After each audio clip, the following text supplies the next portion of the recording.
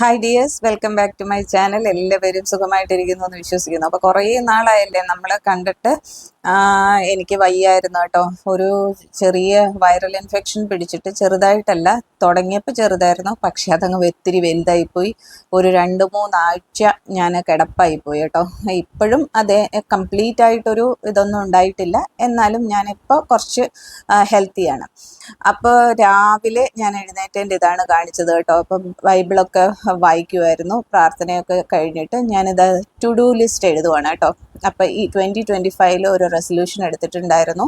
To do list prepare ചെയ്യുക, gratitude journal എഴുതുക, morning pages എഴുതുക, അങ്ങനെ കുറേ കാര്യങ്ങൾ ഞാൻ ഒരു റെസൊല്യൂഷൻ എടുത്തിട്ടുണ്ടായിരുന്നു. ബട്ട് ഗോഡ്സ് ഗ്രേസ് എനിക്ക് ചെയ്യാൻ പറ്റുന്നുണ്ട്. ചിലപ്പോൾ വയ്യായികയൊക്കെ വരുന്നുണ്ടെങ്കിലും ഞാനത് ഫോളോ ചെയ്ത് കണ്ടിന്യൂ ചെയ്ത് പോകുന്നുണ്ട്. എന്ന് വെച്ചിട്ട് എല്ലാ ദിവസവും കറക്റ്റായിട്ടല്ല, ചില ദിവസങ്ങളിൽ ചിലപ്പോൾ ഒരാഴ്ചയിൽ ഒരു ദിവസം 2 ദിവസം എങ്ങാനും, ചിലപ്പം ഞാൻ പറഞ്ഞില്ലേ എൻ്റെ ഈ ഹെൽത്ത് കണ്ടീഷൻസ് എനിക്ക് വിശ്വസിക്കാൻ പറ്റുന്നതല്ല. അപ്പം അങ്ങനെയൊക്കെ വരുമ്പോഴത്തേൽ ചിലപ്പോൾ ഞാൻ വിട്ടു പോകാറുണ്ട്. പക്ഷെ ഇതൊക്കെ ഞാനിപ്പോൾ ചെയ്തു പോകുന്നുണ്ട് കേട്ടോ. അതിലെനിക്ക് ഒത്തിരി സന്തോഷമുണ്ട്. ഒരുപാട് ദൈവത്തിനോടും എന്താ പറയുന്നത്, എന്നോട് തന്നെയും എനിക്കൊരു നന്ദിയൊക്കെ ഉണ്ട് കേട്ടോ. അപ്പം അത് കഴിഞ്ഞിട്ട് ഇത് ഞാൻ തലേദിവസം രാത്രി എടുത്തു വെച്ച ഒരു ക്ലിപ്പിംഗ് ആണ് കേട്ടോ. അത് പക്ഷെ ഞാൻ ഫസ്റ്റ് പ്രെയർ കാണിക്കാമെന്ന് വിചാരിച്ചിട്ടാണ് ഇത് രണ്ടാമത് കാണിക്കുന്നത്. അപ്പോൾ തലേദിവസം രാത്രി കുറച്ച് ഫിഷൊക്കെ സാഞ്ചേട്ടൻ കൊണ്ടുവന്നിട്ടുണ്ടായിരുന്നു. അപ്പോൾ ഫിഷ് ഞാനൊന്ന് ഇതായിട്ട് എന്താ പറയുന്നത്, വലിയ ഫിഷായിരുന്നു കേട്ടോ. അപ്പം അത് കുറച്ചൊന്ന് മുളകൊക്കെ പുരട്ടി ഫ്രിഡ്ജിൽ വെക്കാമെന്ന് വിചാരിച്ചു. ഉച്ചയ്ക്ക് എടുക്കാമെന്നാണ് വിചാരിച്ചത്, പക്ഷെ ഉച്ചയ്ക്ക് സാഞ്ചേട്ടൻ ഇല്ലാത്തത് കൊണ്ട് രാത്രിയിലേക്ക് ഞാനത് മാറ്റി കേട്ടോ. അപ്പോൾ ഇന്നത്തെ വീഡിയോ എന്ന് പറയുന്നത് എൻ്റെ ഒരു ഡേ ഇൻ മൈ ലൈഫാണ്. പക്ഷേ എല്ലാ ആക്ടിവിറ്റീസും എനിക്കിപ്പോൾ കാണിക്കാൻ പറ്റുന്നില്ല. ക്ലീനിങ്ങും അങ്ങനെയൊക്കെ ഉള്ളത്, അത് നിങ്ങൾക്കൊക്കെ അറിയാമല്ലോ എൻ്റെ ഒരു കണ്ടീഷൻ എന്താണെന്ന്. അപ്പോൾ കുക്കിംഗ് ആണ് കൂടുതൽ കോൺസെൻട്രേറ്റ് ചെയ്ത് കാണിക്കുന്നത്.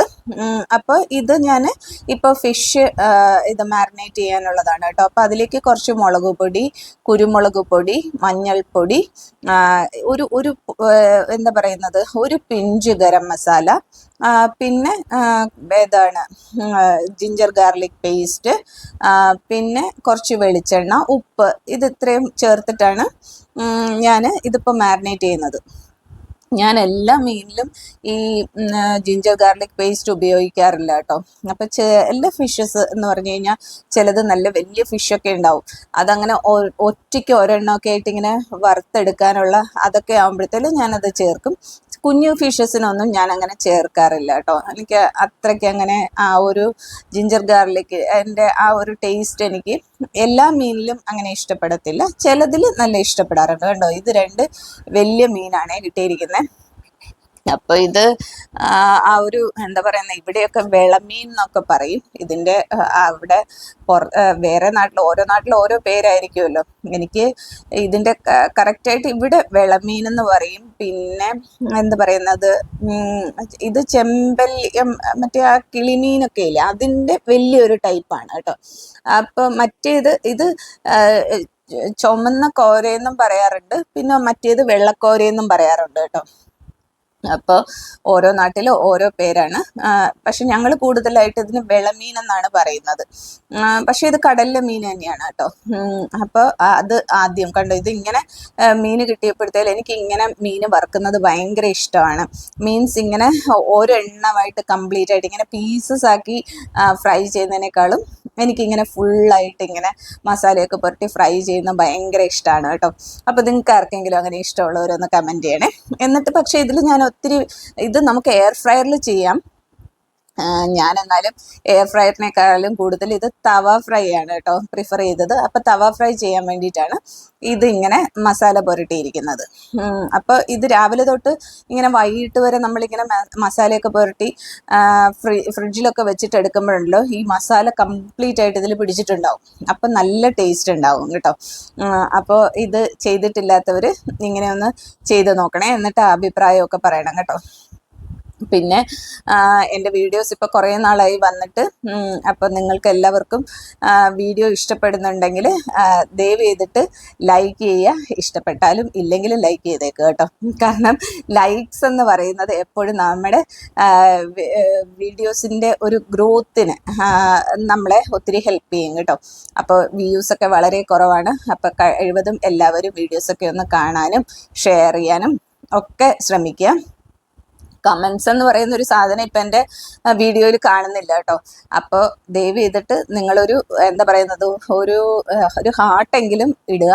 അപ്പോൾ അത് കാണുമ്പോൾ എനിക്കൊരു സന്തോഷമാവും. പിന്നെ എനിക്കും വീഡിയോ ചെയ്യാനായിട്ട് അതൊരു മോട്ടിവേഷനും ഇൻസ്പിറേഷനുമാണ്. ഇപ്പം എൻ്റെ വീഡിയോ കാണുമ്പോൾ നിങ്ങൾക്കൊരു ഇൻസ്പിറേഷൻ തോന്നില്ലേ ഇതൊക്കെ ചെയ്യാനായിട്ട്?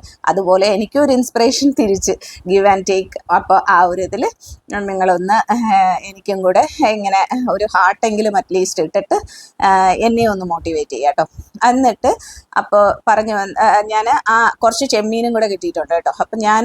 അപ്പം ചെമ്മീൻ റോസ്റ്റാണ് ഉണ്ടാക്കാൻ പോകുന്നത്. അപ്പം അതിന് വേണ്ടിയിട്ട് ഞാൻ എന്തോ ചെയ്തു, ഇത് മറ്റേ മീൻ മസാല പുരട്ടിയല്ലോ, അതിലേക്ക് തന്നെ ഈ ചെമ്മീനും കൂടെ കഴുകിയിട്ട് അതും കൂടെ എന്ന് വെച്ചാൽ ആ മസാല വെറുതെ ബാക്കി വേസ്റ്റ് ചെയ്യണ്ടല്ലോ വിചാരിച്ചാൽ അതിൽ തന്നെ ഈ ചെമ്മീൻ ഇട്ടൊന്ന് മിക്സ് ചെയ്തെടുത്തു. പിന്നെ അതിൽ പോരാത്തതിന് കുറച്ച് മുളക് പൊടിയും മഞ്ഞൾപ്പൊടിയും കുരുമുളക് പൊടിയും ഒക്കെ ഞാൻ ഇട്ടിട്ടുണ്ട്. പക്ഷെ അത് വീഡിയോയിൽ ഞാൻ എടുത്തു എന്നാണ് വിചാരിച്ചത്, പക്ഷേ എടുത്തിട്ടുണ്ടായിരുന്നില്ല കേട്ടോ. ഇത് പിറ്റേ ദിവസമാണേ. അപ്പം ഞാനിത് തലേദിവസം രാത്രിയൊക്കെ മാരിനേറ്റ് ചെയ്ത് വെച്ചിട്ട് പിറ്റേ ദിവസം ഏർലി മോർണിംഗ് ആണ് ഞാൻ ഈ ചെയ്യുന്നത്. ഞാൻ എപ്പോഴും നിങ്ങളോട് പറയാറില്ല, ഞാൻ രാവിലെ എഴുന്നേക്കും, എന്നിട്ട് എൻ്റെ പണികളൊക്കെ ഞാൻ നേരത്തെ തീർത്ത് വെക്കും. എനിക്ക് ഈ ഉച്ചയോടുകൂടെയൊക്കെ പണി ചെയ്യുന്നതും ഇതൊക്കെ ഇച്ചിരി മടിയുള്ള കാര്യമാണ് കേട്ടോ. അതുകൊണ്ട് ഞാൻ എപ്പോഴും എൻ്റെ കുക്കിങ്ങും കാര്യങ്ങളൊക്കെ എനിക്ക് എത്രയും വേഗം കിച്ചണിൽ നിന്ന് പുറത്ത് കിടക്കുക, അതാണ് എൻ്റെ ഒരു ഇത്. അപ്പോൾ തോന്നും എനിക്ക് കുക്കിംഗ് ഒന്നും ഇഷ്ടമല്ലാത്തതാണെന്ന്. അല്ല, എനിക്ക് കുക്കിംഗ് ഒക്കെ ഇഷ്ടമാണ്, പക്ഷേ ഫുൾ ടൈം കിച്ചണിൽ ഇങ്ങനെ എനിക്ക് സ്പെൻഡ് ചെയ്യുന്നത് ഇഷ്ടമില്ല. കാരണം അല്ലാതെ ഒരുപാട് കാര്യങ്ങളൊക്കെ നമുക്ക് ചെയ്യാനുണ്ടല്ലോ. പിന്നെ അത് മാത്രമല്ല, ഇപ്പോൾ ഈ നമ്മുടെ ചൂട് കൂടുതലായതുകൊണ്ട് അധികം സമയം കിച്ചണിൽ സ്പെൻഡ് ചെയ്യാനും പറ്റത്തില്ല കേട്ടോ. എന്നിട്ട് ഞാൻ ആ ചെമ്മീൻ മുഴുവൻ ഫ്രൈ ചെയ്യാനായിട്ട് ഇട്ടു. അതിനുശേഷം കുറച്ച് ഗ്രേപ്സ് കൊണ്ടുവന്നിട്ടുണ്ടായിരുന്നു കേട്ടോ. അപ്പോൾ ആ ഗ്രേപ്സ് ഒക്കെ ഒന്ന് ഞാൻ കഴുകി കുറച്ച് ഉപ്പുവെള്ളത്തിലൊക്കെ ഇട്ട് വെക്കുവാണേ. എന്നിട്ട് ഇതാ രാവിലെ പാത്രങ്ങളൊക്കെ രാത്രി കഴുകി വെച്ചതിന് രാവിലെ എടുത്തു മാറ്റുക എന്ന് പറയുന്നത് വലിയൊരു ടാസ്ക്കാണ്. എന്നിരുന്നാലും അത് ചെയ്തില്ല എന്നുണ്ടെങ്കിൽ അതിൻ്റെ മേളിൽ തന്നെ ഇങ്ങനെ പാത്രങ്ങൾ കഴുകി കൊണ്ടിട്ടുകൊണ്ടേയിരിക്കും. അതുകൊണ്ട് എത്ര മടി തോന്നിയിരുന്നിരുന്നാലും അതെടുത്ത് മാറ്റും കേട്ടോ. അപ്പോൾ രാവിലെ അതൊക്കെ എടുത്ത് മാറ്റുവാണ്. എന്നിട്ട് വേണം ഇനി ബാക്കിയുള്ള പാത്രങ്ങൾ കഴുകി അതിൽ കൊണ്ട് വെക്കാനായിട്ട്. അങ്ങനെ ഓരോ ദിവസവും രാവിലെ നമ്മൾ അങ്ങനെ ചെയ്ത് കഴിഞ്ഞാലായിട്ട് തലേദിവസം രാത്രി തന്നെ പാത്രങ്ങളും കഴുകി ആ കൗണ്ടർ ടോപ്പൊക്കെ വൃത്തിയാക്കി, പിന്നെ നമ്മുടെ ആ ഒരു കിച്ചൺ സിങ്ക് ഉണ്ടല്ലോ അതും നന്നായിട്ട് വാഷ് ചെയ്തിടുക. അപ്പം തന്നെ രാവിലെ നമ്മൾ കിച്ചണിലേക്ക് വരുമ്പോഴത്തേലും നമുക്കൊരു ഭയങ്കര പോസിറ്റീവ് എനർജിയാണ് കേട്ടോ. അപ്പം നമുക്ക് ജോലി ചെയ്യാനൊക്കെ ഭയങ്കര ഒരു എന്താ പറയുന്നത്, ഒരു നല്ല മോട്ടിവേഷൻ ഉണ്ടാവും. നമുക്കതൊരു ഫുൾ പോസിറ്റീവ് എനർജിയിൽ നിന്നിട്ട് ചെയ്യാൻ പറ്റും. നേരെ മറിച്ച് കുറച്ച് മെസ്സി ആയിട്ട് കിടന്നു കഴിഞ്ഞാലായിട്ട് നമുക്ക് തന്നെ നമ്മുടെ മനസ്സും അതുപോലെ കുറച്ച് ഇതായി പോവും. നമുക്ക് ജോലി ചെയ്യാനുള്ള താല്പര്യം ഭയങ്കര കുറവായിരിക്കും. അപ്പോൾ ഞാൻ പൊതുവെ അങ്ങനെയാണ് ചെയ്യുന്നത്. എത്ര വയ്യെങ്കിലും അറ്റ്ലീസ്റ്റ് ഇപ്പോൾ കൗണ്ടർ ടോപ്പ് ഒന്നും തുടയ്ക്കാൻ പറ്റിയില്ലെങ്കിലും ഞാൻ ജസ്റ്റ് അവിടെയൊക്കെ ഒന്ന് ക്ലീൻ ചെയ്ത് എൻ്റെ പാത്രങ്ങളൊക്കെ കഴുകി വെച്ചിട്ടേ കിടക്കാറുള്ളൂ. ഇല്ലെങ്കിൽ രാവിലെ ഭയങ്കര ബുദ്ധിമുട്ടാവും കേട്ടോ. അപ്പം ഞാൻ എൻ്റെ ഈ ചെമ്മീനൊക്കെ ഒന്ന് ഫ്രൈ ചെയ്തെടുത്തിട്ടുണ്ട് കേട്ടോ. പിന്നെയും അത് എനിക്ക് എന്താ പറയുന്ന ത്രോട്ടിനൊക്കെ കുറച്ചൊരു ബുദ്ധിമുട്ടുണ്ട്. ഞാൻ ഇതിന് മുന്നേ ചെയ്ത വീഡിയോയിൽ എൻ്റെ ത്രോട്ടിന് ഭയങ്കര പ്രശ്നം ഉണ്ടായിരുന്നു. അപ്പം എനിക്ക് വീഡിയോസ് ഞാൻ എത്ര വയ്യെങ്കിലും ഇതുപോലെ എടുക്കാറുണ്ട് കേട്ടോ. കുറച്ചൊക്കെ എടുക്കാറുണ്ട്. പക്ഷെ എനിക്ക് വോയിസ് കൊടുക്കാൻ പറ്റണില്ല. എങ്ങനെയെങ്കിലുമൊക്കെ എഡിറ്റ് ചെയ്യാമെന്ന് വിചാരിച്ചിരുന്നാലും വോയിസ് കൊടുക്കാൻ ഒട്ടും പറ്റണുണ്ടായിരുന്നില്ല. കാരണം ഭയങ്കര ചുമയായിരുന്നു. ചുമയും അതെ, വീസിങ്ങും അതെ, പിന്നെ ത്രോട്ടിന് പ്രോബ്ലം ഉള്ളതുകൊണ്ട് വർത്താനം പറയാനും പറ്റുന്നുണ്ടായിരുന്നില്ല. ആ ഒരു അവസ്ഥയിലായിപ്പോയി കേട്ടോ. അങ്ങനെയായിരുന്നു കാര്യങ്ങൾ. അപ്പോൾ ഇത് ഞാൻ ചെമ്മീൻ റോസ്റ്റിന് വേണ്ടി കുഞ്ഞുള്ളി, വെളുത്തുള്ളി, ഇഞ്ചി, അപ്പോൾ അതെല്ലാം കൂടി ഒന്ന് ചോപ്പറിലിട്ട് ചോപ്പ് ചെയ്തെടുക്കുവാണ് കേട്ടോ. ഞാൻ പറഞ്ഞിട്ടില്ലേ, ഞാൻ ഈ എളുപ്പപ്പണികളുടെ എന്താ പറയുന്നത് ഉസ്താദാണ്. മീൻസ് എനിക്ക് ഇങ്ങനെ ഞാൻ പറഞ്ഞിട്ടുണ്ടല്ലോ, എത്രയും പെട്ടെന്ന് പെട്ടെന്ന് ഇങ്ങനെ ചെയ്ത് തീർക്കുക, ഇങ്ങനെ ഒരുപാട് സമയം ഇതാവുന്നത് എനിക്ക് ഇഷ്ടമില്ലാത്തത് കൊണ്ട് ഞാൻ ഇത് നൈസായിട്ട് വേണമെങ്കിൽ നമുക്കൊരു 4ആയിട്ട് ഇത് കുഞ്ഞുള്ളി കട്ട് ചെയ്തെടുക്കാം. പക്ഷെ ഞാനത് ചോപ്പറിലിടുമ്പോൾ നന്നായിട്ട് ചോപ്പ് ചെയ്ത് കിട്ടുകയും ചെയ്യും. നമുക്കിത് ഇങ്ങനെ കഷ്ണം കഷ്ണമായിട്ട് ഇങ്ങനെ കിടക്കുമ്പോഴത്തേലുണ്ടല്ലോ, നമുക്ക് ആ കറിക്ക് അധികം ഗ്രേവിക്ക് തിക്നെസ് ഉണ്ടാവില്ല. അപ്പം ഇങ്ങനെ ചെയ്തിടുമ്പോഴാണ് നല്ല തിക്കായിട്ട് കിട്ടും. പക്ഷെ ഇതിപ്പോൾ ഞാൻ ഗ്രേവി ആയിട്ടല്ല കേട്ടോ ചെയ്യുന്നത്, അല്ലാതെയുള്ള ഒരു റോസ്റ്റാണ് ചെയ്യുന്നത്. അപ്പോൾ പച്ചമുളകും കൂടെ ഞാൻ അരിഞ്ഞിട്ടിട്ടുണ്ടായിരുന്നു. അതിലേക്ക് കുറച്ച് മുളക് പൊടി, കുറച്ച് മല്ലിപ്പൊടി, പിന്നെ ഇതിൽ കുറച്ച് കുരുമുളക് പൊടിയും കൂടെ ആഡ് ചെയ്യും കേട്ടോ. കുറച്ച് കുരുമുളക് പൊടിയും കൂടെ ഇട്ടിട്ട് ഗരം മസാലയും അതും ഇട്ടിട്ട് നന്നായിട്ട് ഇതൊന്ന് ആദ്യം ഒന്ന് അതിൻ്റെ ആ മസാലയുടെയൊക്കെ റോ സ്മെല്ല് പോകുന്നത് വരെ നന്നായിട്ടൊന്ന് ഫ്രൈ ചെയ്യുക. പിന്നെ ഒന്നും കൂടെ ശ്രദ്ധിച്ചേക്കാം, നമ്മൾ ഓൾറെഡി ഇതിൽ മാരിനേറ്റ് ചെയ്തപ്പോൾ കുറച്ച് മുളക് പൊടിയൊക്കെ ഇട്ടിട്ടുണ്ടായിരുന്നല്ലോ. അപ്പോൾ അതനുസരിച്ചിട്ട് വേണം പിന്നെ ഇതിലേക്ക് മസാലയിലേക്ക് ചേർക്കാൻ, ഇല്ലെങ്കിൽ പിന്നെ എരിവ് ഒത്തിരി ആയി പോകും കേട്ടോ. അപ്പോൾ ഇത് നന്നായിട്ടൊന്ന് നമ്മൾ ആ റോസ്മെല്ലൊക്കെ പോയി ഒന്ന് ഫ്രൈ ആയി എടുത്തതിന് ശേഷം ഞാൻ കുറച്ചും കൂടെ മഞ്ഞൾപ്പൊടിയും കൂടെ, ആദ്യം വിചാരിച്ചു ഇതിൽ ഓൾറെഡി മഞ്ഞൾപ്പൊടി ഉണ്ടല്ലോ അപ്പോൾ ഇടണ്ടെന്ന് വിചാരിച്ചു. പക്ഷെ പിന്നീട് കുറച്ചും കൂടെ മഞ്ഞൾപ്പൊടിയും കൂടെ ഇടാമെന്ന് വിചാരിച്ചു. എന്നിട്ട് കുറച്ച് കുരുമുളക് പൊടിയും കൂടെ ഇട്ട് കൊടുക്കുകയാണ് കേട്ടോ. അപ്പോൾ ഈ കുരുമുളക് പൊടിയാണ് ഇതിന് ടേസ്റ്റ് കൂടുതലായിട്ട് കൊടുക്കുന്നത്. മുളക് പൊടി കുറച്ചിട്ട് കുരുമുളക് പൊടിയാണ് കൂടുതലായിട്ട് ചേർക്കേണ്ടത്. അപ്പോൾ നല്ല ടേസ്റ്റ് ഉണ്ടാവും കേട്ടോ. ഗരം മസാല ഞാൻ ആദ്യം ഇട്ടിട്ടുണ്ടായിരുന്നില്ല, അപ്പോൾ ഇപ്പോഴാണ് കേട്ടോ ഗരം മസാലയും കൂടെ ഇട്ടത്. ഒരുപാട് ഇടണ്ട, ഒരു 1/2 സ്പൂൺ എങ്ങാനും ഇട്ടാൽ മതി. അത് കഴിഞ്ഞതിന് ശേഷം പിന്നീടാണ് ഇതിൽ ഇത് ടൊമാറ്റോ ആഡ് ചെയ്ത് കൊടുക്കുന്നത് കേട്ടോ. ടൊമാറ്റോ ഞാനിങ്ങനെ ചോപ്പറിൽ നന്നായിട്ട് ചോപ്പ് ചെയ്ത് ഇട്ടിട്ട് തന്നെ ചോപ്പ് ചെയ്തെടുത്തിട്ടാണ് ഇതിലേക്ക് ഇട്ട് കൊടുക്കുന്നത് കണ്ടോ. അപ്പോൾ ഈ മെയിൻ തിങ് എന്ന് പറയുന്നത് ഗ്രേവിയും നല്ലതായിട്ട് ഇപ്പോൾ ഗ്രേവി ആയിട്ട് നമ്മൾ എടുക്കുവാണെങ്കിലും ഗ്രേവി കുറച്ച് തിക്നെസ്സും ഉണ്ടാവും. പിന്നെ ഇതിൻ്റെ ഓരോന്നോരോന്നായിട്ട് ഇപ്പോൾ കുട്ടികൾക്കൊക്കെ കൊടുക്കുകയാണെങ്കിൽ ഇവർക്ക് ഈ കഷ്ണങ്ങൾ കിട്ടിയ ഇത് മാറ്റി വെക്കുന്ന ഒരു പരിപാടി ഉണ്ടല്ലോ. അപ്പോൾ ഇത് ഇങ്ങനെ ചെയ്യുമ്പോഴത്തേലും അങ്ങനെ ഉണ്ടാവില്ല. ഇതൊക്കെ എല്ലാവർക്കും അറിയാവുന്നതാണ്, ഞാൻ പിന്നെ പറയാറില്ലേ, ബിഗിനേഴ്സൊക്കെ ആകുമ്പോഴത്തേലും അവർക്കൊരു ഇതിന് വേണ്ടിയിട്ടാണ് ഈ പറയുന്നതൊക്കെ. അല്ലാണ്ട് ഇതൊക്കെ ഇതിൻ്റെ അധികമായിട്ടും അപ്പുറമായിട്ടും കുക്ക് ചെയ്യുന്നവരാണ് ചാനൽ കാണുന്നവരൊക്കെ എന്ന് എനിക്ക് നന്നായിട്ടറിയാം. പക്ഷെ ബിഗിനേഴ്സും അല്ലാതെയുള്ള കുട്ടികൾക്കൊക്കെ ഒരു എന്താ പറയുന്നത്, ഒരു ഹെൽപ്ഫുൾ ആയിക്കോട്ടെ എന്ന് വിചാരിച്ചിട്ടാണ് ഞാനിങ്ങനെ പറയുന്നത്. പിന്നെ ഒരു 2 കഷ്ണം കുടംപുളിയും കൂടെ ഇട്ട് കൊടുത്തു കേട്ടോ. അത് നന്നായിട്ട് കഴുകിയിട്ടിട്ട് കൊടുത്തു. എന്നിട്ട് അതെല്ലാം ഒന്ന് മസാലയൊക്കെ ഒന്ന് ഫ്രൈ ആയതിനു ശേഷം ഈ ചെമ്മീൻ ഞാൻ ഫ്രൈ ചെയ്തത് അതും കൂടെ ഇട്ട് കൊടുക്കുകയാണ് കേട്ടോ. എന്നിട്ട് ഇത് നന്നായിട്ട്, കാരണം ഒരുവിധം നമ്മുടെ ചെമ്മീൻ നന്നായിട്ട് ഫ്രൈ ചെയ്ത് എടുത്തിട്ടുള്ളതായിരുന്നു. അപ്പോൾ ഇതും കൂടെ ഇട്ടിട്ട് ഒന്ന് നന്നായിട്ട് മിക്സ് ചെയ്ത് എടുത്താൽ മതി. ഞാനിതിൽ വെള്ളമൊന്നും ചേർക്കുന്നില്ല കേട്ടോ. ഇത് ഇങ്ങനെ തന്നെ എടുക്കുവാണ്. ഇതുവരെയും ചെയ്തിട്ടില്ലാത്തവർ ഒന്ന് ചെയ്ത് നോക്കുക. നല്ല ടേസ്റ്റി ആയിട്ടുള്ളൊരു ചെമ്മീൻ ഫ്രൈ ആണ് കേട്ടോ. അപ്പോൾ ഇങ്ങനെയായിരുന്നു ചെമ്മീൻ ഫ്രൈ ഒക്കെ ചെയ്തത്.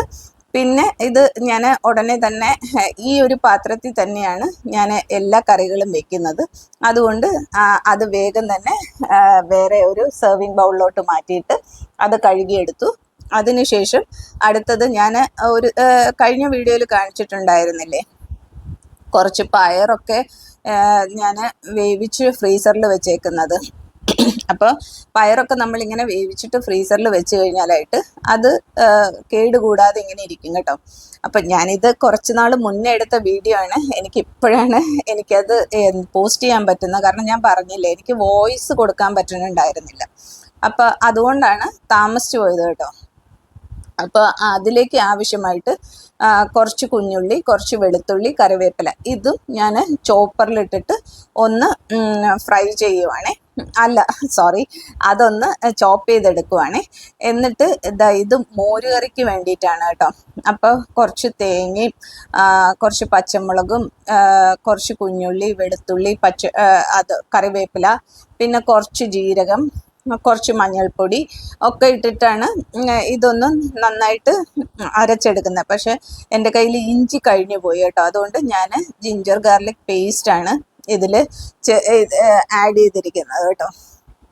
അപ്പോൾ അത് നമ്മൾ അരയ്ക്കാൻ വെക്കുന്നതിൻ്റെ സമയത്ത് തന്നെ ഇപ്പോൾ ഈ ഒരു പാൻ തന്നെയാണ് ഞാൻ കഴുകി എടുക്കുന്നത്. ഇതും ഒരു എളുപ്പപ്പണിയാണ് കേട്ടോ. അപ്പോൾ പിന്നെ ഒത്തിരി പാത്രങ്ങൾ നമ്മളിപ്പോൾ ഓരോ പാത്രങ്ങളിൽ ചെയ്യുകയാണെങ്കിൽ ആ പാത്രങ്ങൾ മുഴുവൻ മാറ്റി അടുത്തത് എടുത്തുകൊണ്ട് വന്ന് വീണ്ടും അത് എല്ലാം കൂടി ആകുമ്പോഴത്തേലും ഒത്തിരി കഴുകാനുണ്ടാവും. അപ്പം ഇതാവുമ്പോഴത്തേല് ഒരു പാത്രം തന്നെ നമ്മൾ ഉണ്ടാക്കി കഴിയുമ്പോൾ കുറച്ച് എളുപ്പം ഉണ്ടാവും കേട്ടോ.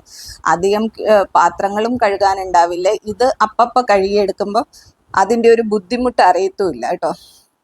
അതുകൊണ്ടാണ് ഇങ്ങനെ ചെയ്യുന്നത്. അപ്പോൾ ഇത് ഇങ്ങനെ ചോപ്പ് ചെയ്തതിന് ശേഷം ഞാൻ വെളിച്ചെണ്ണയിൽ ഇതൊന്ന് ഫ്രൈ ചെയ്തെടുക്കുവാണ്. ഞാൻ പറഞ്ഞില്ലേ, ഞാൻ ഇങ്ങനെയുള്ള കാര്യങ്ങൾക്കൊന്നും കടുക് ചേർക്കാറില്ല. എനിക്ക് കടുക് അത്ര ഒരു ഇഷ്ടമില്ല. എന്ന് വെച്ചിട്ട് എല്ലാ കറികളിലും കടുക് ചേർക്കാതിരിക്കുന്നില്ല, ചില കറികളിലൊക്കെ കടുക് ചേർക്കാറുമുണ്ട് കേട്ടോ. അപ്പോൾ ഈ പയറൊക്കെ മെഴുക്കുവരട്ടി അങ്ങനെയൊക്കെ ചെയ്യുമ്പോഴത്തേലും അതിലൊന്നും ഞാൻ കടുക് ചേർക്കാറില്ല. അപ്പോൾ ഇതിൽ ഇപ്പോൾ നമ്മുടെ മോരുകറിക്ക് വേണ്ടിയിട്ടുള്ള തേങ്ങയും ഇതൊക്കെയാണ് എടുത്തു വെച്ചിരിക്കുന്നത്. അപ്പോഴേക്കും നമ്മുടെ ഈ ഇതിൽ പയറുമെഴുക്ക് പുരട്ടിക്കുള്ളതൊക്കെ ഏകദേശം റെഡി ആയിട്ടുണ്ട്. അപ്പോൾ അതിലേക്ക് ഇട്ട് കൊടുക്കുന്നത് കുറച്ച് മഞ്ഞൾപ്പൊടി, പിന്നെ ചില്ലി ഫ്ലേക്സ് ആണ് ഇട്ട് കൊടുക്കുന്നത്. ചില്ലി ഫ്ലേക്സും പിന്നെ കുറച്ച് എന്താ പറയുന്ന ഒരു കുറച്ച് മുളക് പൊടിയും കൂടെ ഇട്ട് കൊടുത്തിട്ടുണ്ട് കേട്ടോ. അതൊരു കളറിന് വേണ്ടിയിട്ടാണ്. കാരണം ഇല്ലേ ഒരു പച്ച കളറിലിരിക്കുമല്ലോ, അതൊന്ന് മാറാൻ വേണ്ടിയിട്ട് ഒരല്പം. പിന്നെ ഞാൻ ഉപയോഗിക്കുന്നത് കാശ്മീരി ചില്ലി പൗഡറാണെന്ന് ഞാൻ പറഞ്ഞിട്ടില്ല. അപ്പം അതിന് എരിവ് അധികം ഉണ്ടാവില്ല കേട്ടോ. അപ്പോൾ അതുകൊണ്ടാണ് ധൈര്യത്തിൽ ഞാൻ എല്ലാത്തിലും മുളക് പൊടി ചേർക്കുന്നത്. അതിന് തീരെ എരിവില്ല. അപ്പോൾ ചില്ലി ഫ്ലേക്സും കൂടെ ചേർത്ത് കൊടുത്തിട്ട് ഇത് നന്നായിട്ട് വീണ്ടും ഒന്ന് ഫ്രൈ ആക്കിയതിന് ശേഷം ഈ വേവിച്ച് വെച്ചിരിക്കുന്ന പയറല്ലേ, അപ്പോൾ അതും കൂടെ ഡയറക്റ്റായിട്ട് ഇട്ട് കൊടുത്തിട്ട് ഒന്ന് ഇളക്കി എടുത്ത് കഴിയുമ്പോഴേക്കും, ഒന്ന് ചൂടാക്കി എടുത്ത് കഴിയുമ്പോഴേക്കും നമുക്ക് പെട്ടെന്ന് കറി റെഡിയാവും. അപ്പോൾ ഇതൊക്കെ ഈ വർക്കിംഗ് വിമൻസിനൊക്കെ വളരെ യൂസ്ഫുൾ ആയിട്ടുള്ള കാര്യമാണ് കേട്ടോ. അപ്പം നമ്മളിങ്ങനെ കുറച്ചൊക്കെ ഇങ്ങനെ വേവിച്ചും എപ്പോഴും മീൽസ് ഇങ്ങനെ ഒരു പ്രിപ്പറേഷൻസ് ചെയ്ത് വെച്ച് കഴിഞ്ഞാൽ നമുക്കത് ഭയങ്കര ഈസി ആയിരിക്കും. അത് ഞാൻ കഴിഞ്ഞ വീഡിയോയിലും പറഞ്ഞു എന്നാണ് തോന്നുന്നത്. അപ്പോൾ ഇങ്ങനെയുള്ളത് ഇപ്പോൾ അല്ലാത്തവരായിരുന്നാലും ഇപ്പോൾ ബാച്ചിലേഴ്സ് ആണെങ്കിലും ഒക്കെ സമയം കിട്ടുമ്പോൾ ഇങ്ങനെ ചെയ്ത് വെച്ച് കഴിഞ്ഞാൽ നിങ്ങൾക്ക് കുക്കിംഗ് ഭയങ്കര ഈസിയുമായിരിക്കും. അതൊരിക്കലും ഒരു എന്താ പറയുന്നത്, നമുക്കൊരു ഭയങ്കര നമ്മളെ എന്താ ഈ ഒരു അതൊരു വലിയ ടാസ്ക് ആയിട്ടോ അല്ലെങ്കിൽ ഭയങ്കര ബുദ്ധിമുട്ടായിട്ടോ തോന്നില്ല. പെട്ടെന്ന് ആവുകയും ചെയ്യും. അപ്പോൾ പയറും മെഴുക്കുവരട്ടിയും റെഡിയായി. അതിനുശേഷം ഞാനിപ്പോൾ വീണ്ടും ആ പാത്രം തന്നെ, നിങ്ങൾ എൻ്റെ ഈ വീഡിയോ ശ്രദ്ധിച്ചാൽ അറിയാം, ഞാൻ എല്ലാ കറികളും ഈ ഒരു പാത്രത്തിൽ തന്നെയാണ് വെക്കുന്നത് കേട്ടോ. കാരണം അത് കഴുകി അപ്പോൾ നിങ്ങൾക്കും ഇതൊരു ഹെൽപ്ഫുൾ ആവുമെങ്കിൽ അങ്ങനെ ആയിക്കോട്ടെ, നിങ്ങളും ഇങ്ങനെ ഒന്ന് ട്രൈ ചെയ്ത് നോക്കുക. അപ്പോൾ കടുക് പൊട്ടിച്ചതിന് ശേഷം അതിൽ കുറച്ച് ഉണക്കമുളകും കൂടെ ഇട്ട് കൊടുത്തു. പിന്നെ കുറച്ച് കുഞ്ഞുള്ളിയും കൂടെ അരിഞ്ഞിട്ട് കൊടുത്തു. എന്നിട്ട് അത് വഴറ്റുവാണ് കേട്ടോ. ഇത് മോരുകറിക്ക് വേണ്ടിയിട്ടാണ് ഇത് ചെയ്യുന്നത്. അപ്പോൾ ഓരോരുത്തരും ഓരോ രീതിയിലാണ് മോരുകറി ഉണ്ടാക്കുന്നത്. ചിലർ തൈരും തേങ്ങയും എല്ലാം കൂടെ അരച്ചിട്ട് അവസാനം ഇങ്ങനെ അതിലോട്ട് കാച്ചി ഒഴിക്കുന്നത് കാണാം. അങ്ങനെയൊക്കെ ഞാൻ കണ്ടിട്ടുണ്ട്. പക്ഷെ ഞാൻ ഇങ്ങനെയാണ് എപ്പോഴും ചെയ്യുന്നത്. തേങ്ങയൊക്കെ സെപ്പറേറ്റ് നന്നായിട്ട് അരച്ചെടുത്തതിന് ശേഷം തൈര് സെപ്പറേറ്റ് അതിൽ അടിച്ചെടുക്കും. അതിന് ശേഷമാണ് ഞാൻ ഇങ്ങനെ മോര് കാച്ചുന്നത്. അപ്പോൾ ഞാൻ ഈ കടുകൊക്കെ പൊട്ടിച്ചതിന് ശേഷം അതിലേക്ക് ഈ തേങ്ങയൊക്കെ അരച്ച് വെച്ചിരുന്നല്ലേ, ആ ഒരു മിക്സ് ഇതിലേക്ക് ഒഴിച്ചു കൊടുത്തിട്ടുണ്ട്. ഇതൊന്ന് ചൂടായി കഴിയുമ്പോഴാണ് ഇതിലേക്ക് മിക്സിയിൽ തന്നെ ഞാൻ തൈരൊന്ന് അടിച്ചെടുക്കും കേട്ടോ. മിക്സിയിൽ അത് അടിച്ചെടുത്തതിന് ശേഷമാണ് ഇതൊന്ന് ചൂടായതിനു ശേഷം ഈ തൈര് ഒഴിച്ചു കൊടുക്കും. എന്നിട്ട് ആവശ്യത്തിന് വെള്ളം ഒഴിക്കുന്നത് തന്നെ ചെറിയ ചൂടുവെള്ളമാണ്, തിളപ്പിച്ചാറിയ വെള്ളമാണ് ഞാൻ ഒഴിക്കുന്നത്. കാരണം തൈര് ഒഴിച്ചു കഴിഞ്ഞാൽ അധികം തിളപ്പിക്കാൻ പാടില്ലല്ലോ. ജസ്റ്റ് ഒന്ന് ഒരു 2 സെക്കൻഡിനുള്ളിൽ ഇത് ഓഫ് ചെയ്യും കേട്ടോ. ഇല്ലെങ്കിൽ പിന്നെ അത് പിരിഞ്ഞു പോവും. എന്നിട്ട് ഈ ഇതിൽ ഞാൻ ഇച്ചിരി കായപ്പൊടിയും ഉലുവപ്പൊടിയും കൂടെ ചേർത്തിട്ടുണ്ട് കേട്ടോ. അപ്പോൾ ഇത് ഭയങ്കര നല്ല ടേസ്റ്റി ആയിട്ടുള്ളൊരു മോരുകറിയാണ്. പെട്ടെന്ന് ഉണ്ടാക്കിയെടുക്കാനും പറ്റും കേട്ടോ. അപ്പം നമ്മുടെ മോരുകറിയും അപ്പം റെഡി ആയിട്ടുണ്ട്. അപ്പോൾ ഉപ്പിട്ടിട്ടുണ്ടായിരുന്നില്ല, ഉപ്പും കൂടെ ഞാൻ ചേർത്തിട്ടുണ്ട് കേട്ടോ. അപ്പോൾ ഇതായിരുന്നു ഇങ്ങനെ മോരുകറി. അപ്പോൾ ഈ കറികളൊക്കെ എന്ന് പറഞ്ഞാൽ ഭയങ്കര സിമ്പിളും ഈസിയുമാണ്, എല്ലാവർക്കും അറിയാവുന്നതാണ്. പക്ഷെ ഓരോരുത്തർ ചെയ്യുമ്പോഴത്തേല് ഓരോ ഡിഫറൻസ് ഉണ്ടാവും.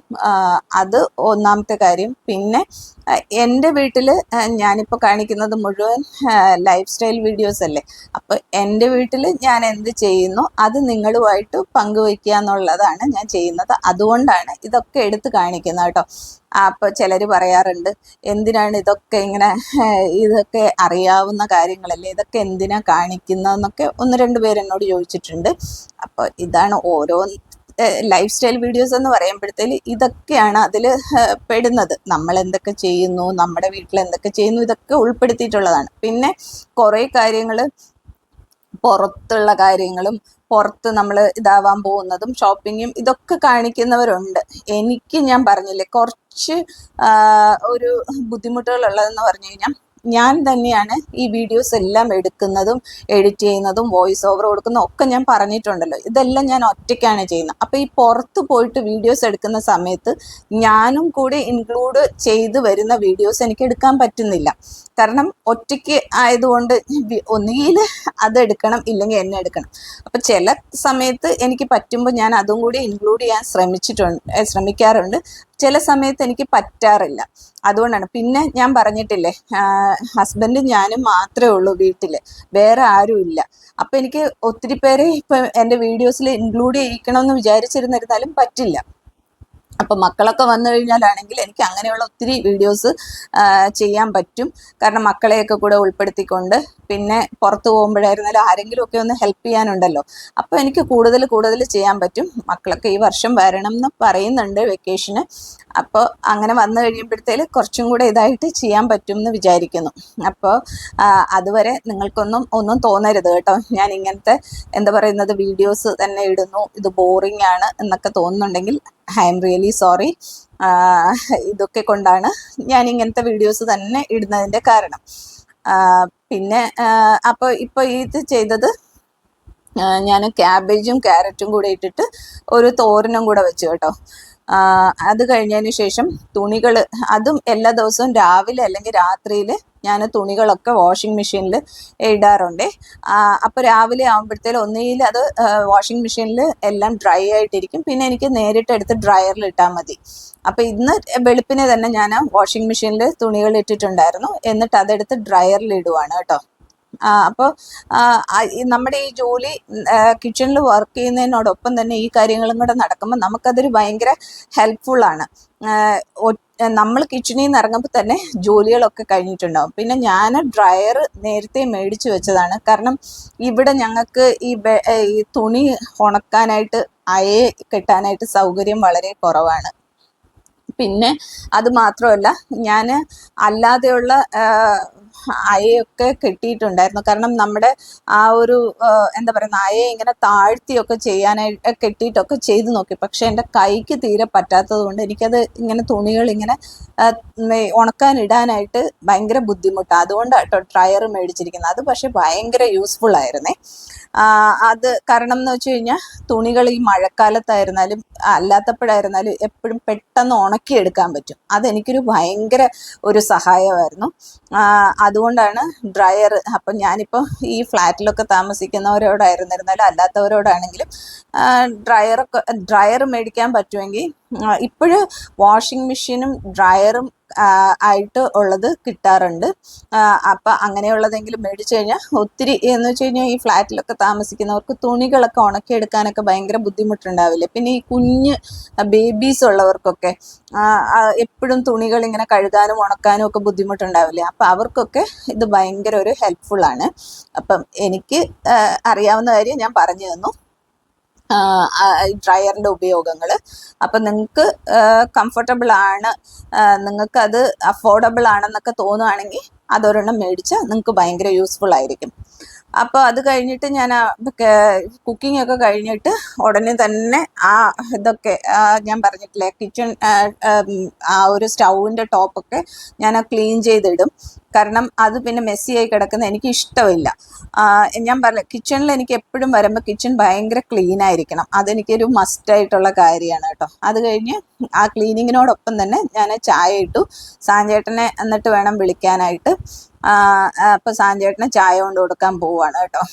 അപ്പോൾ അത് കഴിഞ്ഞതിന് ശേഷം സാഞ്ചേട്ടന് ചായയൊക്കെ കൊണ്ട് കൊടുത്തിട്ട് വന്നതിന് ശേഷം ഇവിടെ ക്ലീനൊക്കെ ചെയ്യുവാണ്.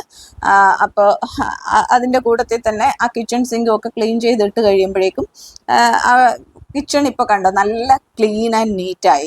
അപ്പം നമുക്കും ഒരു സന്തോഷമാണ് കേട്ടോ. അപ്പം നിങ്ങൾ ചോദിക്കും ഇപ്പോൾ ബ്രേക്ക്ഫാസ്റ്റ് ഒന്നും ഉണ്ടാക്കിയില്ലെന്ന്. അപ്പം ഞാനിപ്പം ഭയങ്കര ഡയറ്റിങ് ഇങ്ങനെ നോക്കി വരുവാണ് കേട്ടോ. അപ്പോൾ അതുകൊണ്ടാണ് ഞാനിപ്പോൾ രാവിലെ ചിലപ്പം അവക്കാഡോ ഷേക്കോ ഓട്സോ അങ്ങനെ എന്തെങ്കിലുമൊക്കെ ഞാനും സാഞ്ചേട്ടനും കഴിക്കുള്ളൂ. സാഞ്ചേട്ടൻ ഒട്ടും സമ്മതിക്കാറില്ല ബ്രേക്ക്ഫാസ്റ്റ് ഉണ്ടാക്കാനായിട്ട്, ഇത് മതി എന്നാണ് പറയുന്നത്. അപ്പോൾ അതുകൊണ്ടാണ് ബ്രേക്ക്ഫാസ്റ്റിൻ്റെ ഇത് അധികം കാണിക്കാത്തത്. അപ്പോൾ അത് കഴിഞ്ഞ് ഇത് രാത്രിയിലത്തെയാണ് കേട്ടോ. രാത്രിയിൽ ചപ്പാത്തിയാണ്. അപ്പോൾ ചപ്പാത്തിയുടെ കൂടെ ഈ ഫിഷും കൂടെ ഫ്രൈ ചെയ്യാമെന്ന് വിചാരിച്ചു. അപ്പോൾ വലിയ ഫിഷ് എനിക്ക് വേണ്ടി ഞാൻ ഫ്രൈ ചെയ്യാണ്. അപ്പം മറ്റ് വലിയ ഫിഷും കൂടെ ഫ്രൈ ചെയ്യാൻ പോയപ്പോൾ സാഞ്ചേട്ടൻ പറഞ്ഞു വേണ്ട, എനിക്ക് ചെറുത് മതി എന്ന് പറഞ്ഞു. അപ്പോൾ നേരത്തെ ഇങ്ങനെ മുളക് തേച്ച് വെച്ചിരുന്ന ഒരു ഫിഷ് ഉണ്ടായിരുന്നു ചെറുത്.